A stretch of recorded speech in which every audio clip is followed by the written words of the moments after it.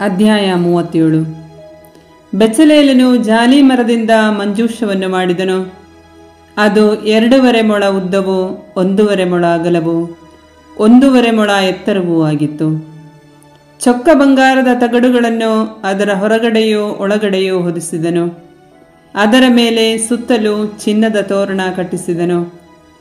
4 ಬಂಗಾರದ ಬಳೆಗಳನ್ನು ಎರಕ ಹೊಯಿಸಿ ಅದರ 4 ಮೂಲೆಗಳಲ್ಲಿ, ಅಂದರೆ ಒಂದೊಂದು ಕಡೆಯಲ್ಲಿ 2 ಬಳೆಗಳನ್ನು ಇರಿಸಿದನು.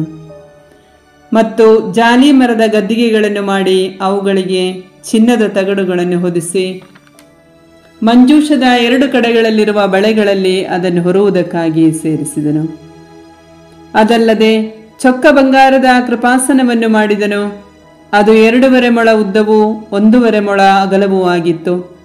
ಕೃಪಾಸನದ 2 ಕೊನೆಗಳಲ್ಲಿ ಕೆರೂಬಿಯರ 2 ಬಂಗಾರದ ಆಕಾರಗಳನ್ನು ನಕಾಸಿ ಕೆಲಸದಿಂದ ಮಾಡಿದನು. ಕೃಪಾಸನದ ಒಂದೊಂದು ಕೊನೆಯಲ್ಲಿ ಒಂದೊಂದು ಕೆರೂಬಿಯನ್ನು ಮಾಡಿ ಕೃಪಾಸನಕ್ಕೆ ಜೋಡಿಸಿದನು. ಆ ಕೆರೂಬಿಗಳು ಮೇಲಕ್ಕೆ ರೆಕ್ಕೆಗಳನ್ನು ಚಾಚಿರುವಂತೆಯೂ ಇದ್ದವು. ಅವುಗಳ ಮುಖಗಳು ಎದುರು ಬದುರಾಗಿ ಕೃಪಾಸನವನ್ನು ನೋಡುತ್ತಿದ್ದವು. ಬೆಚಲೇಲನು ಜಾಲಿ ಮರದ ಮೇಜನ್ನು ಮಾಡಿದನು.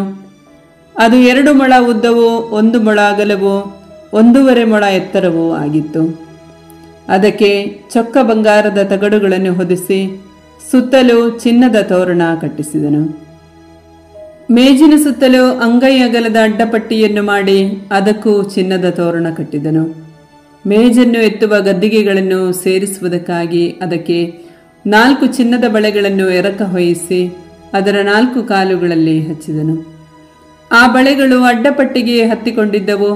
ಮೇಜನ್ನು ಹೊರುವುದಕ್ಕೆ ಗದ್ದಿಗೆಗಳನ್ನು ಜಾಲಿ ಮರದಿಂದ ಮಾಡಿ ಅವುಗಳಿಗೆ ಚಿನ್ನದ ತಗಡುಗಳನ್ನು ಹೊದಿಸಿದನು.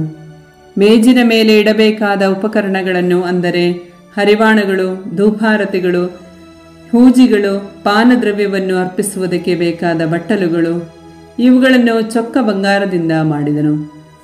ಚೊಕ್ಕ ಬಂಗಾರದ ದೀಪವೃಕ್ಷವನ್ನು ಮಾಡಿದನು. ಅದರ ಬುಡವನ್ನು ಕಂಬವನ್ನು ನಕಾಸಿ ಕೆಲಸದಿಂದ ಮಾಡಿದನು. ಆ ದೀಪಸ್ತಂಭವೆಲ್ಲ ಅಖಂಡವಾಗಿ ಮೊಗ್ಗುಗಳಂತೆಯೂ ಪುಷ್ಪಗಳಂತೆಯೂ ಅಲಂಕಾರವಾಗಿ ಕೆತ್ತಿತ್ತು. ಕಂಬದ ಒಂದೊಂದು ಪಾರ್ಶ್ವದಲ್ಲಿ 3 ಕೊಂಬೆಗಳು, ಅಂತೂ 6 ಕೊಂಬೆಗಳಿದ್ದವು. ಪ್ರತಿಯೊಂದು ಕೊಂಬೆಯಲ್ಲಿ ಬಾದಾಮಿ ಹೂವುಗಳಂತಿರುವ 3 ಪುಷ್ಪಾಲಂಕಾರಗಳಿದ್ದವು. ಒಂದೊಂದು ಅಲಂಕಾರಕ್ಕೆ 1 ಮೊಗ್ಗು 1 ಪುಷ್ಪವೂ ಇದ್ದವು. 6 ಕೊಂಬೆಗಳನ್ನು ಹಾಗೆಯೇ ಮಾಡಿದನು. ದೀಪವೃಕ್ಷ ಕಡ್ಡಿಯಲ್ಲಿ ಮೊಗ್ಗುಗಳು ಪುಷ್ಪಗಳು ಇರುವ ಬಾದಾಮಿ ಹೂವುಗಳಂತೆ 4 ಪುಷ್ಪ ಅಲಂಕಾರಗಳು ಇದ್ದವು. 2 ಕೊಂಬೆಗಳು ಕವಲು ಒಡೆದಿರುವ ಸ್ಥಳಗಳಲ್ಲೆಲ್ಲ ಒಂದೊಂದು ಮೊಗ್ಗು ಇತ್ತು. ಮೊಗ್ಗುಗಳು ಕೊಂಬೆಗಳು ಸಹಿತವಾದ ದೀಪವೃಕ್ಷವನ್ನೆಲ್ಲ ಒಟ್ಟಿಗೆ ಚೊಕ್ಕ ಬಂಗಾರದಿಂದ ನಕಾಸಿ ಕೆಲಸದಿಂದ ಮಾಡಿದನು. ಅದರ 7 ಹಣತೆಗಳನ್ನು, ಅದರ ಕತ್ತರಿಗಳನ್ನು, ದೀಪದ ಕುಡಿ ತೆಗೆಯುವ ಬಟ್ಟಲುಗಳನ್ನು ಚೊಕ್ಕ ಬಂಗಾರದಿಂದ ಮಾಡಿದನು. ದೀಪವೃಕ್ಷವು ಅದರ ಎಲ್ಲ ಉಪಕರಣಗಳು 35 ಕಿಲೋಗ್ರಾಂ ಚೊಕ್ಕ ಬಂಗಾರದವುಗಳಾಗಿದ್ದವು. ಅವನು ಜಾಲಿ ಮರದಿಂದ ಧೂಪ ವೇದಿಕೆಯನ್ನು ಮಾಡಿದನು. ಅದು 1 ಮೊಳ ಉದ್ದವಾಗಿಯೂ 1 ಮೊಳ ಅಗಲವಾಗಿಯೂ ಚಚ್ಚೌಕವಾಗಿತ್ತು. ಅದರ ಎತ್ತರವು 2 ಮೊಳವಾಗಿತ್ತು. ಅದರ ಕೊಂಬುಗಳು ಅದರ ಅಂಗಗಳಾಗಿದ್ದವು. ಅದರ ಮೇಲ್ಭಾಗಕ್ಕೂ 4 ಪಕ್ಕಗಳಿಗೂ ಕೊಂಬುಗಳಿಗೂ ಚೊಕ್ಕ ಬಂಗಾರದ ತಗಡುಗಳನ್ನು ಹೊದಿಸಿದನು. ಸುತ್ತಲೂ ಚಿನ್ನದ ತೋರಣ ಕಟ್ಟಿದನು.